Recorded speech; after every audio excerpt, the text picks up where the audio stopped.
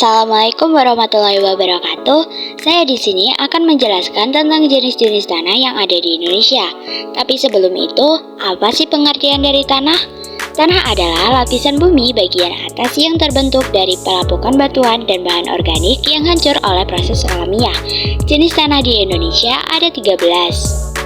Yang pertama, tanah humus. Tanah humus adalah tanah yang terjadi sebagai akibat pembusukan sisa-sisa tumbuhan atau tanaman. Sifat dari tanah ini sangat subur karena banyak mengandung unsur-unsur yang dibutuhkan oleh tanaman. Jenis tanah ini banyak terdapat di Sumatera, Jawa Barat, dan Papua. Yang kedua, krumusol. Krumusol yaitu tanah yang berasal dari batuan induk batu kapur dan tufa vulkanik, serta kandungan organiknya rendah. Jenis tanah ini terdapat di Jawa bagian timur, Madura, Nusa Tenggara, dan Maluku. Krumusol cocok untuk tanaman palawija dan perkebunan. Yang ketiga, tanah laterit. Tanah laterit adalah tanah yang terjadi karena kandungan humus tanah, lapisan kaya mineral tanah, telah mengalami pencucian oleh air sebagai akibat adanya erosi pencucian tanah. Sifat dari tanah ini tidak subur, dan cirinya biasanya berwarna kuning kemerahan. Jenis tanah ini banyak terdapat di Banten, Pacitan, Kalimantan Barat, dan Sulawesi Tengah.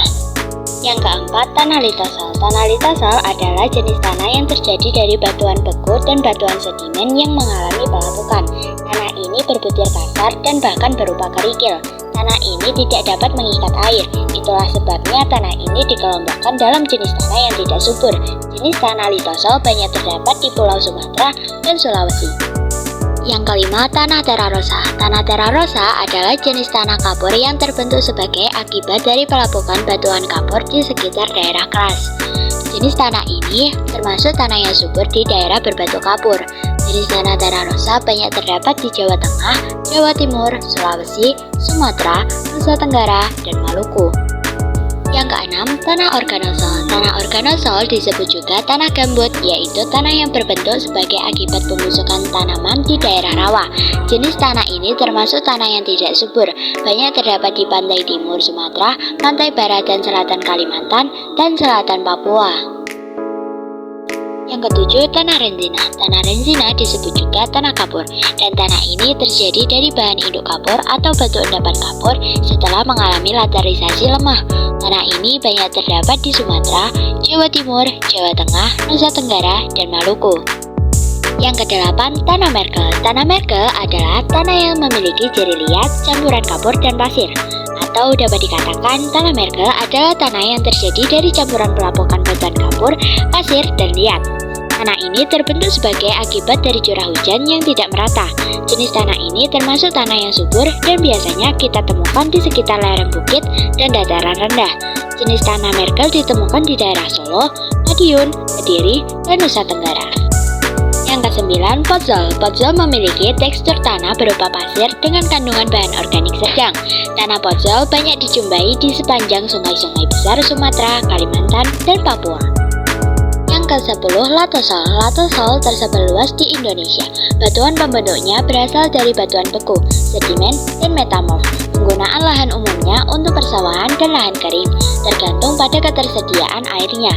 Jenis tanah ini sesuai untuk padi, palawija, dan perkebunan.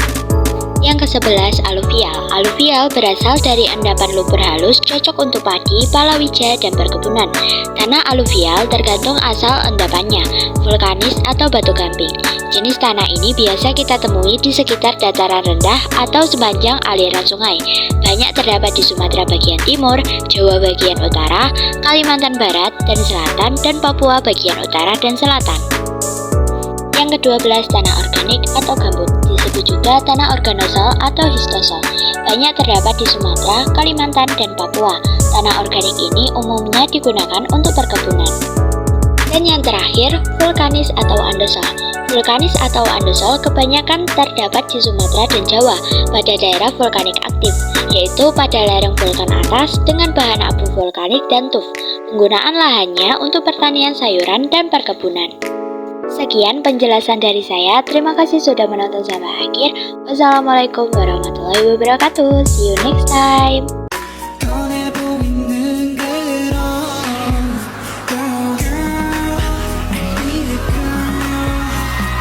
뭘 해도 이쁜 몸매도 이쁜